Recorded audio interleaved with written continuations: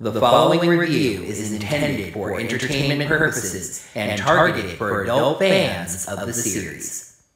And, of course, it was all an act. He leads her around the corner, and there it is!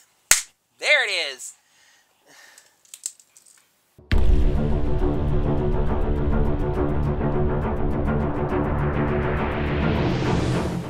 I just really don't understand what was up with that last Let's Play rehearsal. I mean, the computer is recording the audio and the video at the same time. Why would they be desynced? Hello there, heroes. I'm the Orange Ranger, and I'm really not even trying to hide anymore the fact that something new is coming down the road. But for now, welcome to another Power Rangers Dino Fury Second Era episode review.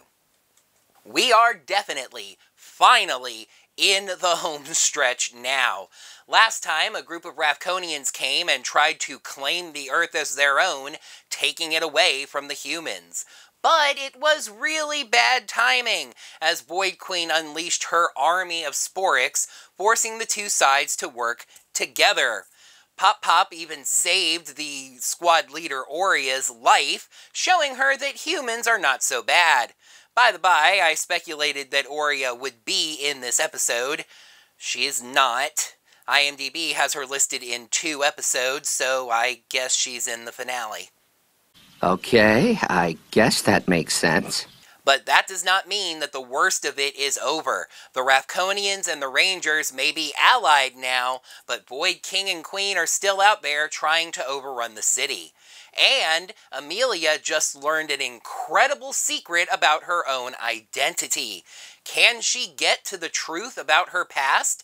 Let's find out by taking a look at the 21st episode of Dino Fury Second Era, The Truth.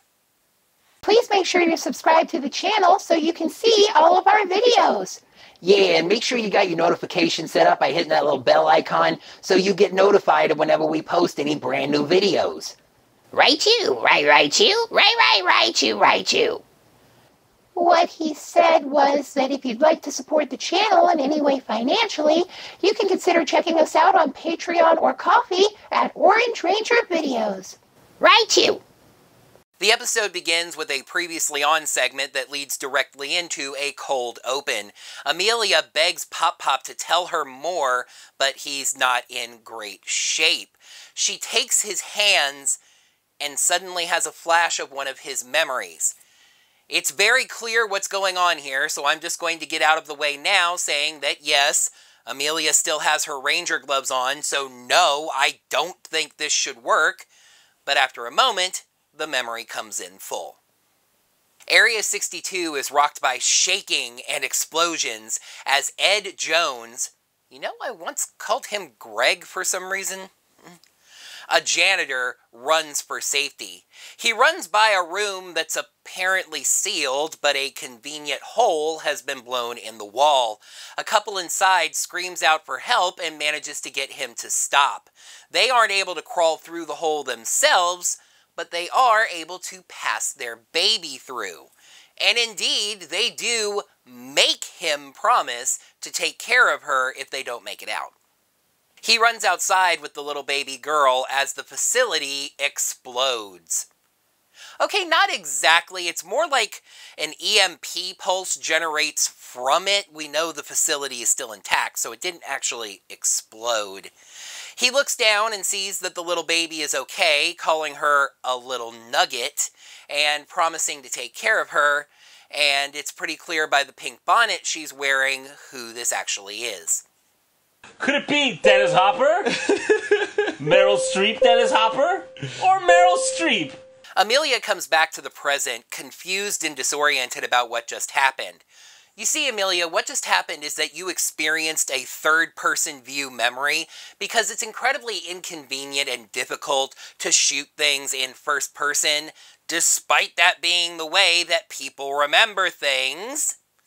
She starts to ask where she and her parents are from, but then she starts to feel strange, and Ravkonian antennae spring from her forehead. She looks up at her forehead, and I was so ready to put them on blast because you cannot see your own forehead. Try it. You cannot see your own forehead. but she grabbed a tray to take a look at herself. The other Rangers teleport in, asking how Pop-Pop is, but Amelia cuts them off, saying that she thinks her parents were from RAFCON.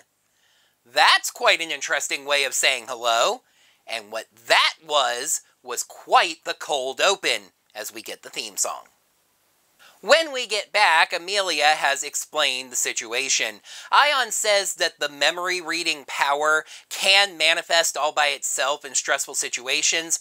Otherwise, it takes a lot of training to learn how to use on purpose. Zato just can't believe that he just spent 2 years trying to find his people, and one of them was right there the entire time. Amelia asks Pop-Pop if he remembers anything else. He says no, but there would have been files about the aliens kept at Area 62, in a safe that surely would have survived the blast. As the Rangers contemplate going to Area 62, that would be fun, their phones all go off as BuzzBlast issues an emergency live stream. And heroes, I'm going to be of two very diametrically opposed minds about this. Jane reports that, I guess the mayor has come back to the city. Mayor Jemison, the first name drop of the mayor in the 43rd episode of the show, has issued a citywide evacuation order, which the warden had already done and was helping with. I'm the government, I'm the government, I'm the reason nothing works.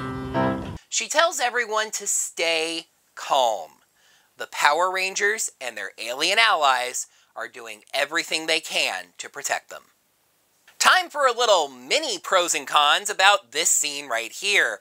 The good, I love seeing Jane act as an actual responsible journalist. There is one little gag in this scene. She's reading off of cards, and when she gets to the end of one, it says, "Now turn card over," and she actually reads out the words, "Now turn card over," as she's talking. It was stupid, it was out of place, but it was minor enough to ignore. J-Borg was on the boom mic, everybody was doing their jobs. It was just really good to see serious journalism from BuzzBlast. The bad? I'm gonna say it again. BuzzBlast is a streaming entertainment platform. You remember how I said last time that it would be like Twitch streaming about hurricane evacuation plans for a state? The reason that would be weird is because Twitch serves the entire world. BuzzBlast is an entertainment platform that streams to the entire world. They should be the same way. Pine Ridge is only the city where they're based, not their primary market. BuzzBlast is YouTube, Facebook, Instagram, Twitch. Their market is the globe. And here's the thing. Yes, I understand that you have the actors that you have, and you have to work with what you've got. It's not like I'm asking them to bring in guest actors just to do some local news broadcast about this when you have BuzzBlast that does transmit information outwards. But maybe, establish that the local news producer had his staff evacuate, and when Jane heard about this, she wanted to go to that station and do a local broadcast, since people would be familiar with her face and feel a little safer hearing the information coming from her. You just need some better established reason on why BuzzBlast, fashion tips and travel tips and skateboarding tricks and etc. is reporting on a disaster. Moving right along. The live stream ends and the Rangers declare it's time for them to get back in the fight, telling Pop-Pop to go back to bed as they teleport out. We return to BuzzBlast, where the live stream wasn't actually over. I guess the Rangers just turned it off.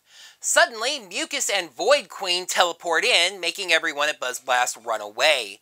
They take over the live stream as Void Queen declares her revenge and says that her little Sporix babies are just getting stronger and stronger. She then slightly lifts up the front of her dress, and the Sporix come flying out from underneath it. No!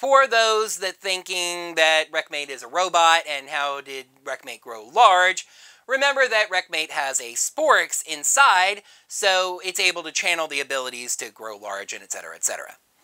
Zato splits the team up to deal with the two problems. As she goes to leave, Amelia looks down at the map and goes, Area 62, my last chance for answers. Seeing her desire, Pop-Pop suddenly swoons and is all, oh, I'm not doing well at all. Amelia, please don't leave me here. Zato rearranges the team so that Amelia can stay with Pop-Pop. She gives Ollie a very warm kiss on the cheek as they all leave. And of course it was all an act. He leads her around a corner and indicates that they can communicate telepathically. I don't believe it's ever been established that Ravkonians can communicate telepathically, but otherwise I guess Solon would hear them. Wait a second, how can Pop-Pop speak telepathically? Anyway, he shows her a memory of the safe that she's going to be looking for and tells her to go and get it before it's destroyed.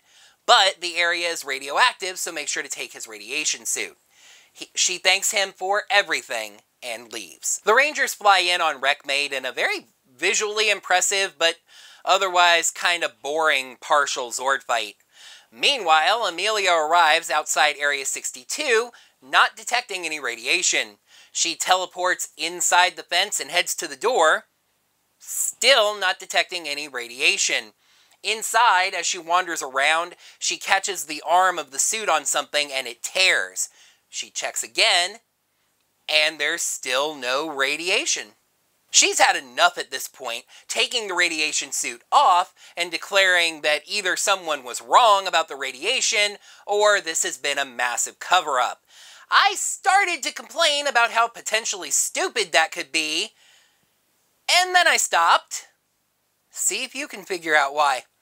Warden Garcia walks out declaring that she is trespassing. She starts to apologize, then wonders why he's there and not helping to evacuate the city. He says that he's taking a coffee break. Underground. Without any coffee. Yeah, this is Slither, but it actually was a fun little turn for Warden Garcia's actor. Slither blasts her, of course hitting her square in the communicator, so now she can't morph or call for any help. Slither says they'll make her pay for sneaking into their base, but yeah, the Rangers never actually put that together. Of course, her communicator's busted, so it's not like she can tell anyone. Back with the Zord fight, the Rangers form the Primal Megazord and hit Wreckmate with 3 finishing moves in a row, finally finishing the thing off. Listen, I liked Wreckmate, yarr! But seriously, that thing just tanked finishing moves. It was about time. Solon notifies the Rangers that she's received a notification that Amelia's communicator has been destroyed and they can't find her anywhere in the base. Pop-Pop staggers out and admits that he knows where she is. At Area 62, Amelia is fighting Slither, unmorphed, and holding her own. You go, girl! Now, I know in the past I have complained about normal humans holding their own when fighting against monsters, but that was when they were Rangers and they had the ability to morph and to even up the score. With them not having the option, with Amelia not having the ability to morph, and she has to just fight anyway, it's a lot more impressive. However, this is still just a regular human fighting against a Sporix-powered robot, so she is shoved aside eventually. But as Slither goes to finish her off, the Rangers teleport in. Pop-Pop told them everything, and they understand why she had to come. Izzy gives Amelia a new morpher, which seemed incredibly easier to replace than the one that Amelia busted last time. With new friends on her side, Slither summons new friends for his side, henchmen, and the fight begins again as Amelia morphs. Zato goes Dino Knight and beats up Slither, who retreats. Run away! Run away! Run away! The Rangers are doing so well that Javi and Izzy summon their dino daggers, and even those things work, clearing out the henchmen. The Rangers go to try to find something to stop the Cocoon and to look for Amelia's safe. They run back by where Amelia came in, and interestingly, we see Void King's hand grab the spook snare that she left behind. They find the main throne room, for lack of a better term, and start looking around. Amelia finds the safe, and it's empty.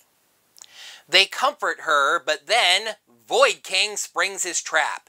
He shoots Amelia with the spook snare, and the bit of zappy energy inside of it is apparently enough to demorph her, I guess? He slashes the rest of the Rangers back, and they are also demorphed. He moves in for the kill, but Amelia gets out of the net and tackles Void King to save her friends. And then her memory powers activate. An alien ship crashes on Earth. Tarek and Santora explain to a government agent that they were just trying to find supplies. But the agent says that Area 62 is their home now. They're kept in a cell, which explains why the door to the room wouldn't open, and after what looks like about a year by the scratches on the wall for each day, there's an explosion. We've seen the rest before: hole in the wall, pop-pop stops, passing through Amelia, etc., etc. We stay with them as there's another bigger explosion and fire shoots through the hole into their cell, and they decide that there's no way that their baby could have survived that. Santora is hit by falling debris and falls, declaring that the humans are to blame for the death of her daughter as she falls into a coma. Then we get the montage. Tarek builds Santora a stasis chamber. Tarek builds the Sporix jukebox, but he doesn't even know what Sporix are yet, so it doesn't work. He finds, and this is where it gets a little bit weird, a Chroma Fury Saber, a Dino Fury Morpher, and the Dino Knight Morpher inside an Area 62 case. Whose were those? We do not get to see how he turned the sword purple or the morpher into a shield, just that he became Void Knight and attacked Dino Henge, starting the whole Sporix thing at the beginning of the first season. The memory ends and the two of them realize who the other is. That's right, Amelia was the baby that was passed through the hole, and Tarek was the one who passed her through the hole. Welcome to the revelation of another one of Dino Fury's powerful but poorly kept secrets. Tarek and Santora, Void King and Void Queen, are Amelia's parents. And here we go again. I will say that this is at least consistent. In fact, this was established just a few episodes ago. It may have been established for this moment. Tarek feels love for his daughter, and love is apparently the cure for Sporix energy, as he sheds it all and becomes just Tarek again. The two of them are about to embrace when Solon calls with a warning. The Cocoon is about to explode. Oh, and by the way, you remember that whole 30 miles of vaporized destruction, stronger than the most powerful nuclear bomb ever blown up? The city's not evacuated yet. There's a bunch of gridlock, so it turns out that lives are still in danger. What's not in danger are the scales of not being balanced. Episode 21, The Truth. Pros, Hunter Dino's episode. The whole season comes full circle, and not a bad Zord fight. Cons, Void King's wooby recovery, too many unsubtle attempts at comic relief, and the lack of an overall plan. Scoring here was complicated when I suddenly remembered that I was deducting a full scale for Void Queen's Sporix birthing. This episode wasn't quite going to be a 5, but somewhere in the 4s, and that deduction would drive it into the 3s. So here's the deal. Overall, I'm giving the truth 4.5 scales out of 5. And I will soften the deduction for the Sporix birthing to half a scale. So, 4 scales out of 5. The last time Amelia got any sort of direct focus, she was saying she would try to hold off some of the monsters, relieved when they left. This is Amelia, going off to Area 62 on her own. Yes, she didn't know it was an enemy base. Fighting Slither one-on-one, unmorphed. And the emotions, realizing she's an alien, realizing she's a Ravkonian, learning, finally, who her parents are. Hunter is one of the shining stars of this season. In the very first episode of Dino Fury, a mysterious silver and purple Power Ranger attacks Dinohenge. In this episode, we learn exactly how they gained that power and why they wanted it.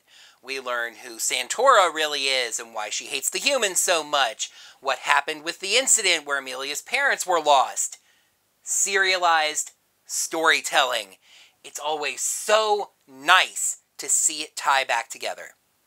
In a lot of cases, I think I'd be tempted to con this Zord fight as we cut back and forth. The first part moved a little too much to be really satisfying, and it did wrap up kind of quickly. But it was Wreckmate, a giant general.